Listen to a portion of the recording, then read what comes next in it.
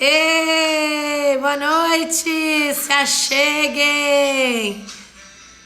Se acheguem, sejam bem-vindos a mais esta live. Hoje eu vou falar sobre o cérebro da criança com TDAH. Venham chegando! Vou falar sobre o cérebro da criança com TDAH e vou falar um pouquinho, vou dar algumas dicas de como você, pai, você, mãe, pode lidar com o cérebro da tua criança. Titi! Se tiver mais de 40 pessoas nessa live, vai rolar merchan.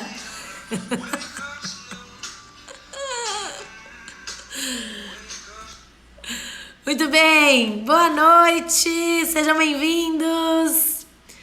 Véspera de Natal e nós estamos o quê? Estamos aqui trabalhando, porque é isso. A gente tem que trabalhar, deixa eu só desligar esse som aqui.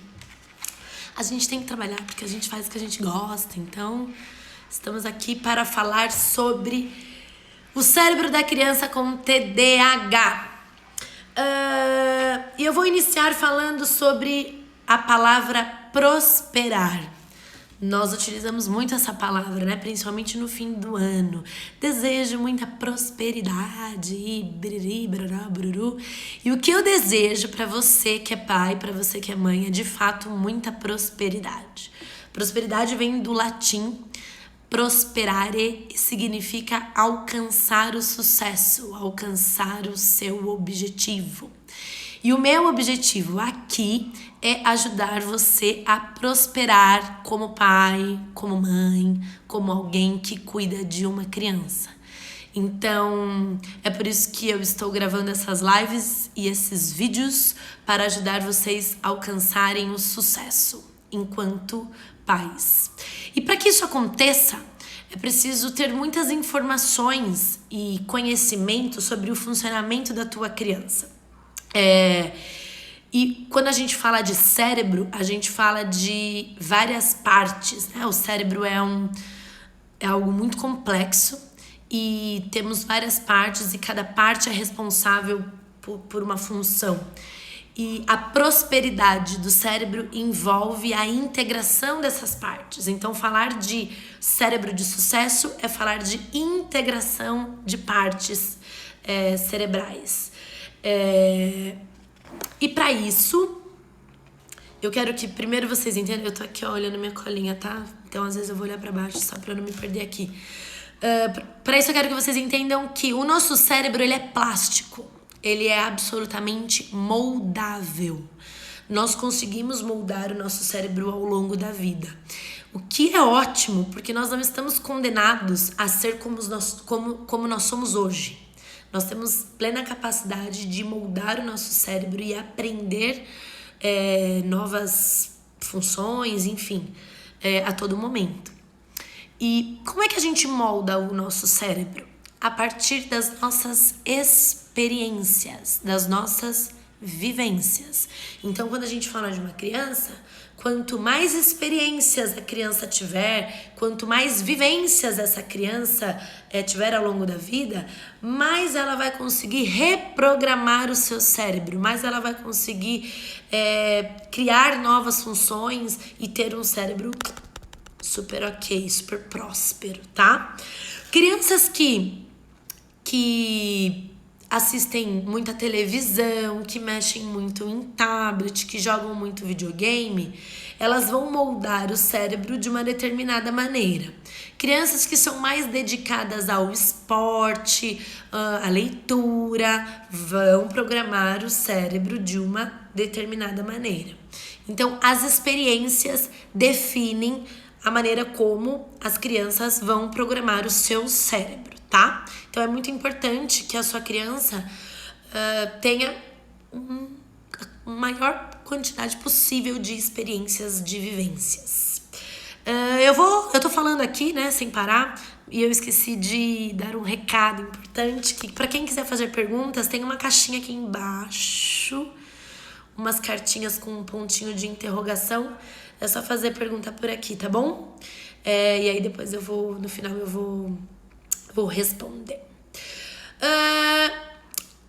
Nós temos maturidade cerebral diferentes e o nosso cérebro termina de se desenvolver, algumas partes do nosso cérebro termina de se desenvolver na fase adulta, lá pelos 22, 23 anos, mais ou menos.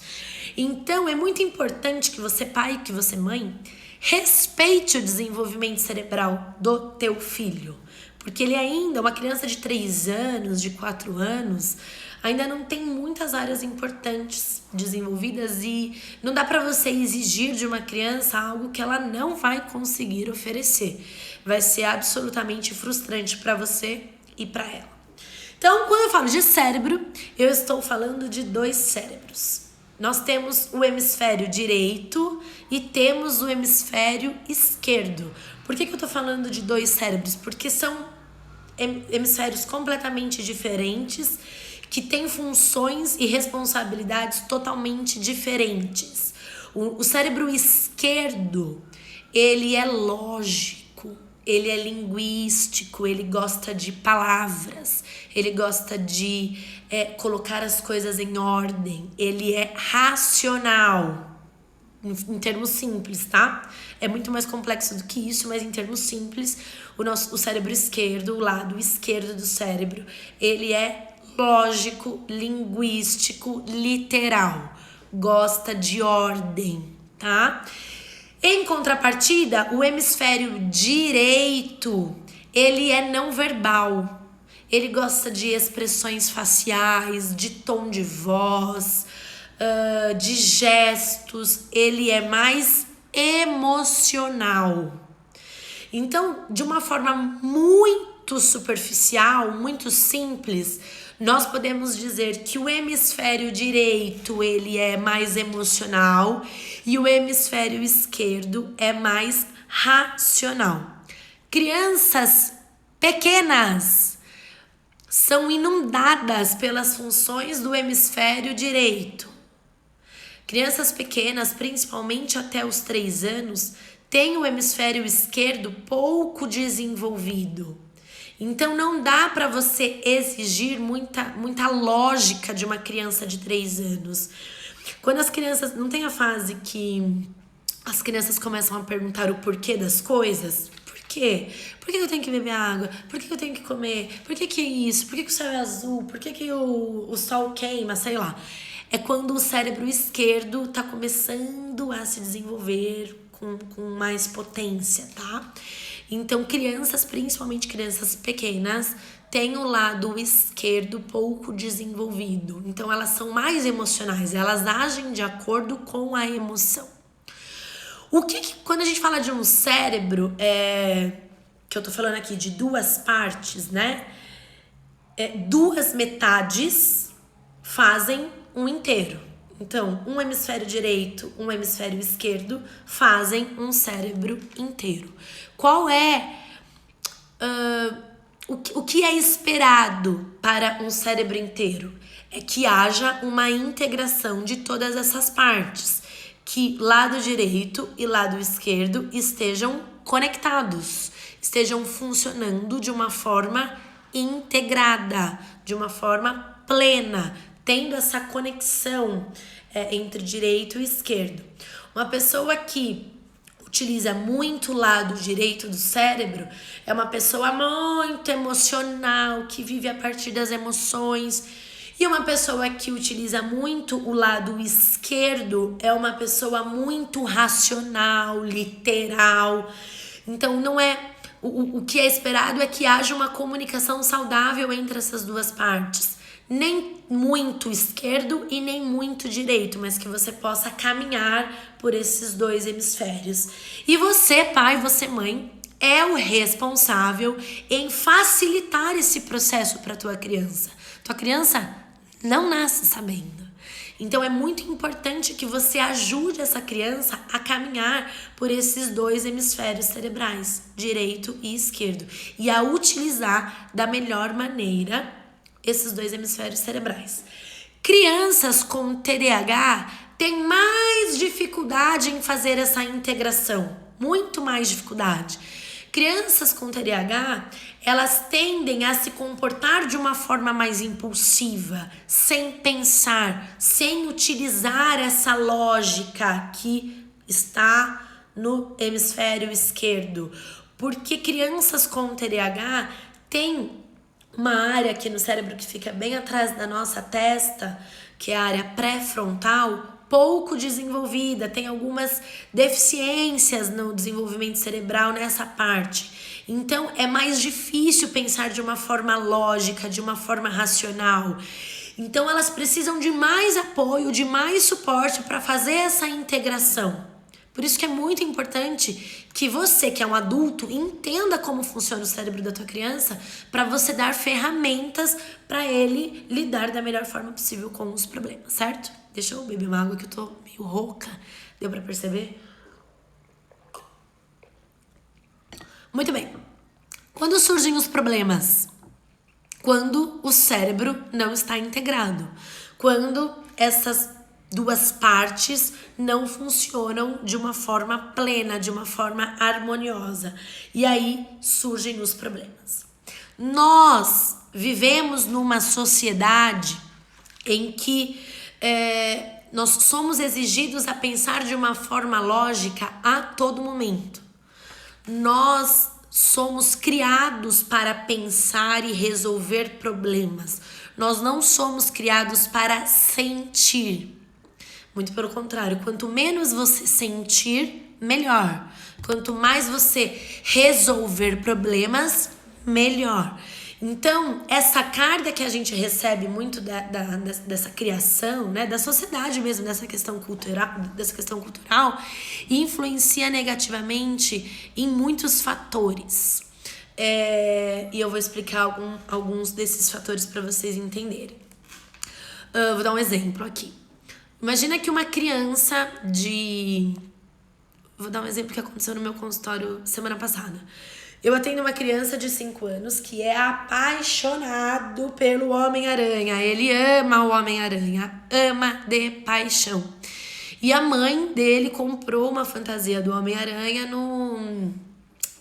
no AliExpress. Mas demora pra chegar a fantasia e faz, 3 meses que ela comprou e a fantasia não chegou.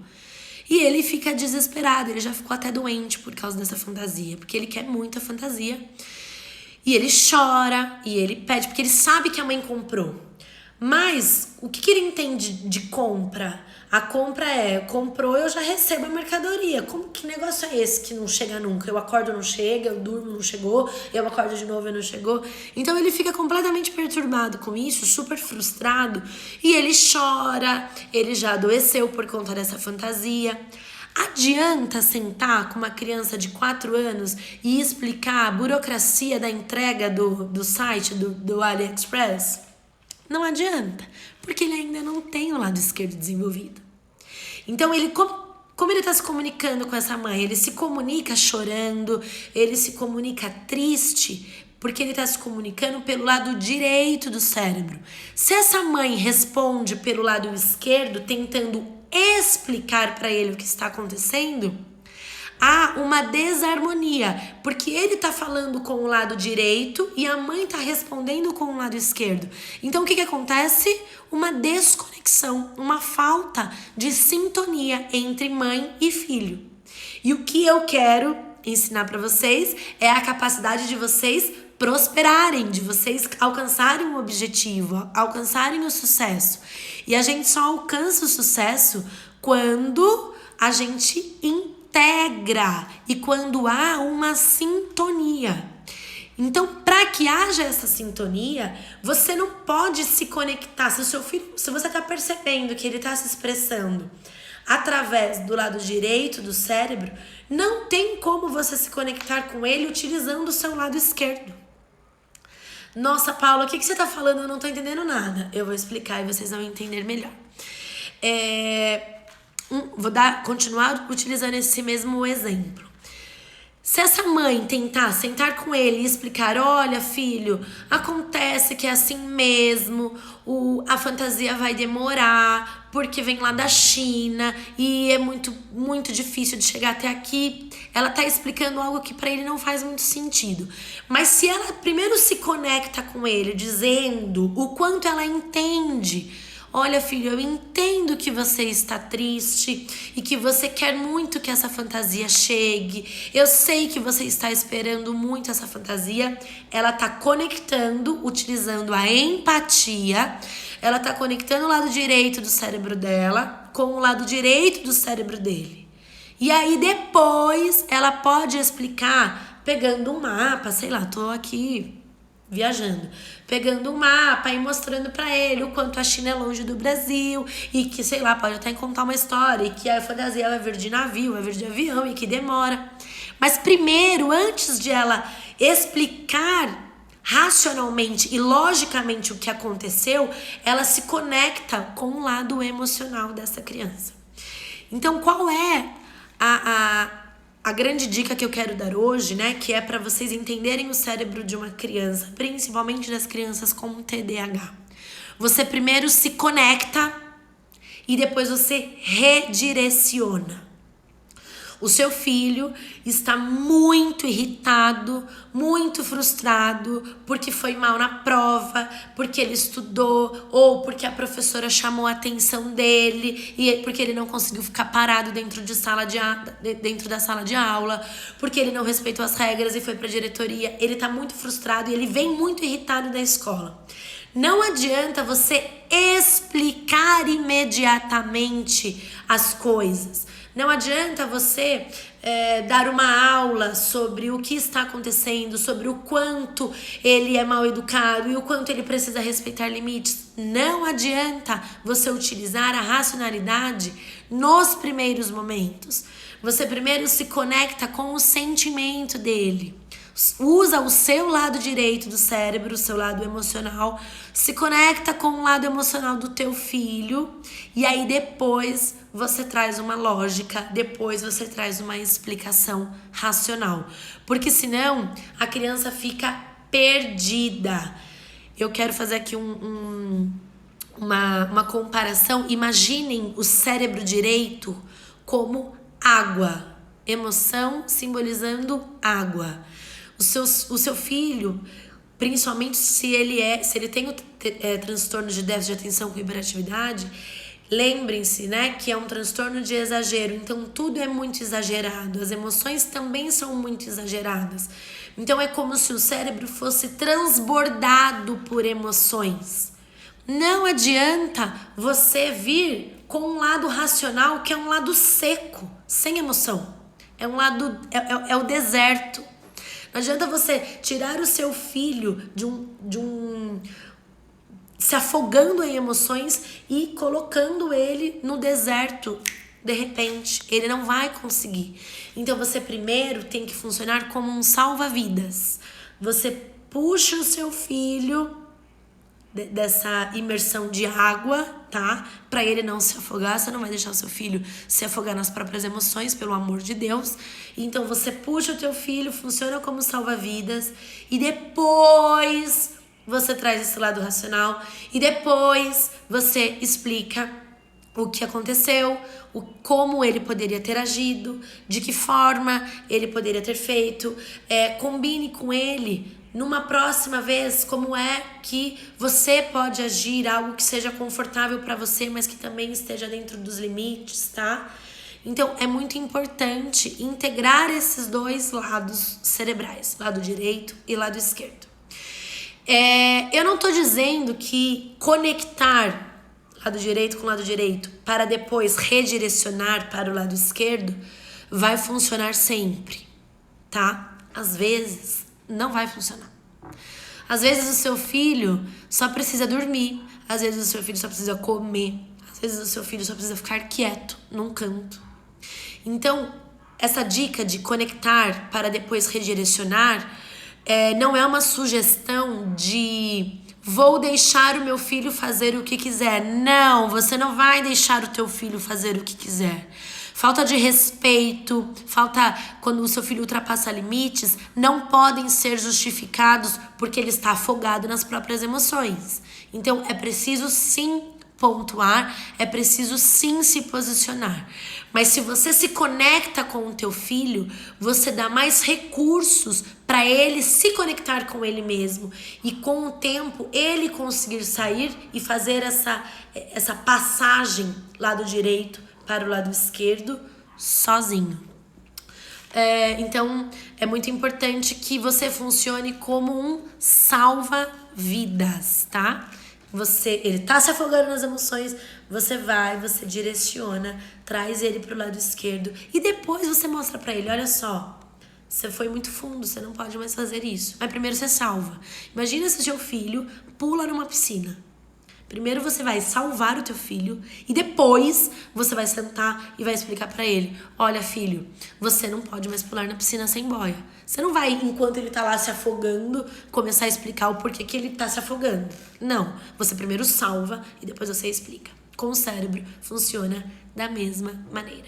Você primeiro se conecta para salvar ele desse afogamento nas emoções e depois você explica, e depois você utiliza o seu lado esquerdo do cérebro.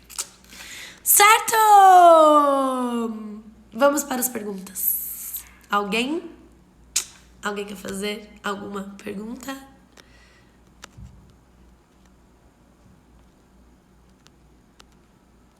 Tcharam!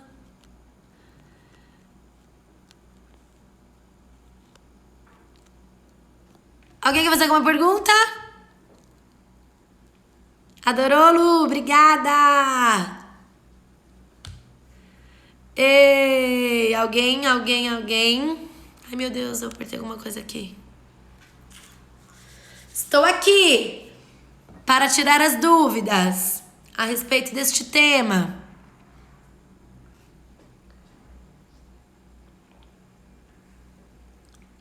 Dou-lhe uma.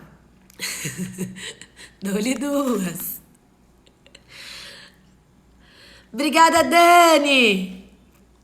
Deu pra entender? Falei muito técnico. Eu tento falar sempre de uma forma mais simples. Mas às vezes acaba sendo... Não sei se a linguagem ficou clara. Ei, obrigada, Dé. Muito obrigada. Minha filha tem 9 anos e tem déficit e eu estou completamente perdida. Ela é exatamente como você falou. Tudo é muito intenso. Sim, porque o cérebro da tua filha é um cérebro exagerado. O transtorno de déficit de atenção com hiperatividade é um transtorno de exagero. É um cérebro absolutamente exagerado em tudo. Na impulsividade, na hiperatividade, na desatenção. Dani, a partir de quantos anos você consegue identificar que uma criança tem TDAH? Não tem uma idade mínima, tá? Acontece que muitas crianças são diagnosticadas quando elas começam a apresentar alguns problemas. E geralmente os problemas ficam mais aparentes na fase de alfabetização, no ensino fundamental 1. Mas não tem uma idade mínima, né? Os sintomas, eles estão presentes desde sempre.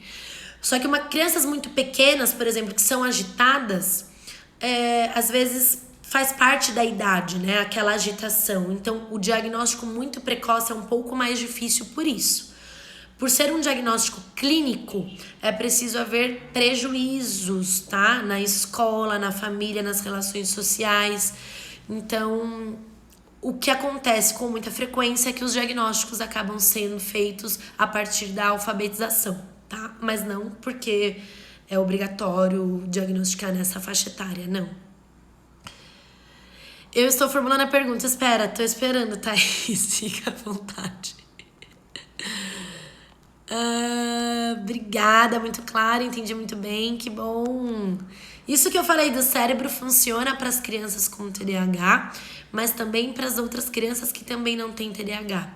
É que as crianças com TDAH têm um cérebro um pouco mais confuso e a dificuldade de fazer esse caminho direito e esquerdo é muito difícil. É mais difícil, né?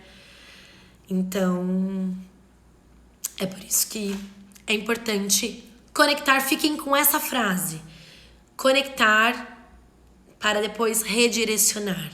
2 metades fazem um cérebro inteiro, tá? Conecta e depois redireciona.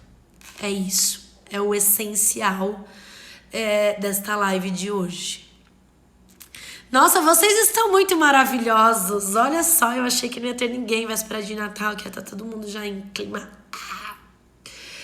Meu sobrinho diagnosticado com TDAH e transtorno no processo do sistema auditivo central. Ele tem 9 anos. Esses dias infringiu uma regra muito forte no uso do WhatsApp em conversa com uma colega. E aí? Da escola, e nossa atitude foi explicar pra ele os riscos do que ele fez. Sim.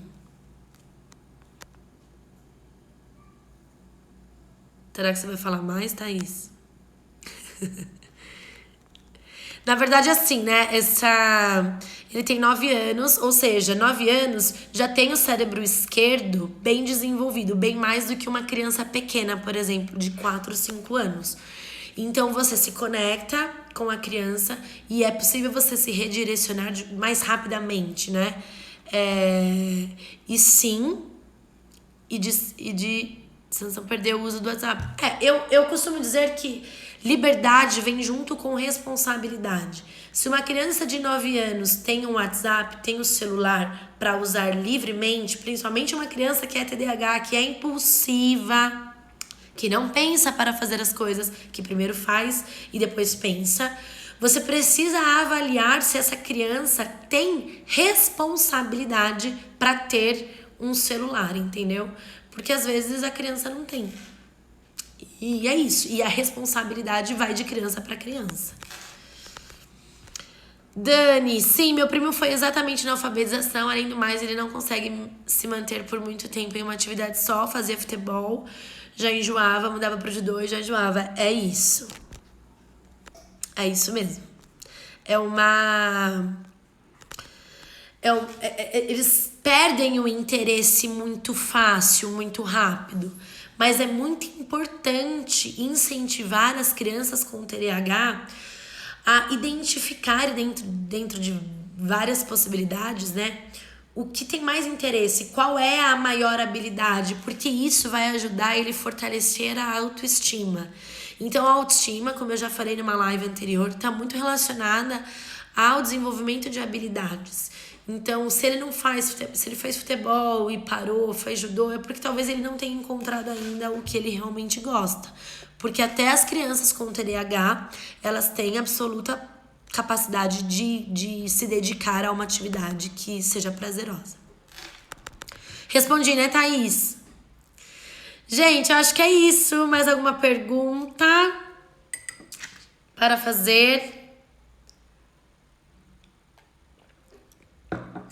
Para não ficar muito monótono aqui. Não? Então, ótimo. Quero agradecer a presença e a companhia de vocês. Muito obrigada. Eu volto semana que vem, provavelmente na segunda também, para falar sobre um outro assunto. Muito obrigada. Me mandem direct se vocês quiserem saber de mais coisas, se vocês tiverem dúvidas.